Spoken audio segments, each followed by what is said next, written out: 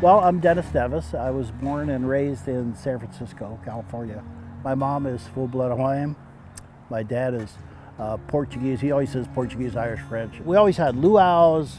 You know, we lived right in the middle of San Francisco. We had 500 chickens. We had a couple cows. People go by and go, what's this?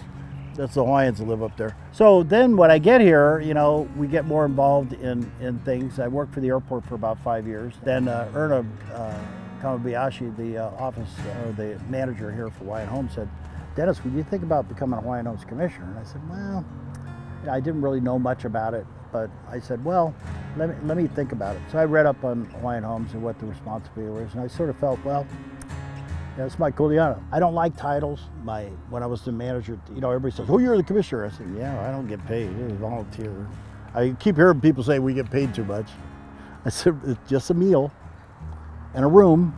All it means to me in this specific situation is I make decisions that are going to affect beneficiaries, not just for today, but for perpetuity. And I think we need to take that more into consideration when we're making decisions. It's not just for today, it's forever. I still think that there's more to be done to get people to come to meetings, to understand what their rights are.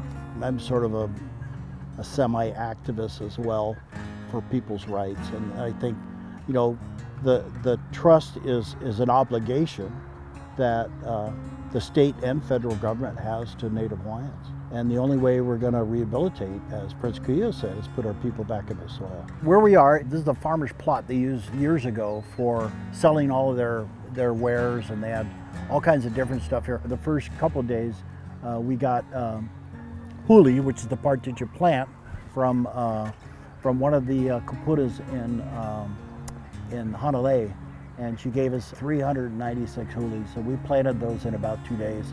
And then after about 9 months later, we had our first crop. And we had what you call here the taro that were 5-6 feet high. And I mean, our biggest taro was 17 pounds. It could fit into a 5-gallon bucket, but nothing else.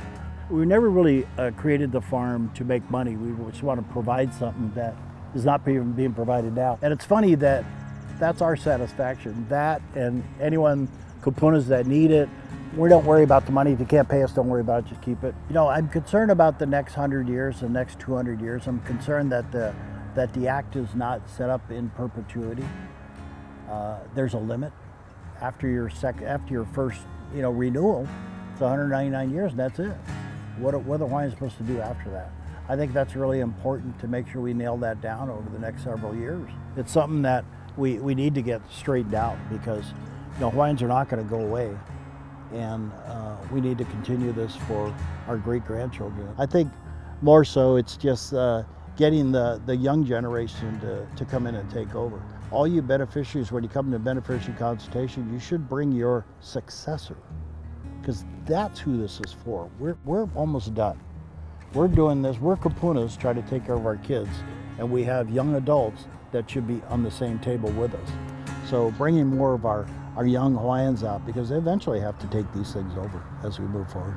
Well, I just hope that you know, our commission continues to do their job and provides for our beneficiaries, but there's still the matter of utilizing our land and putting people on our lands.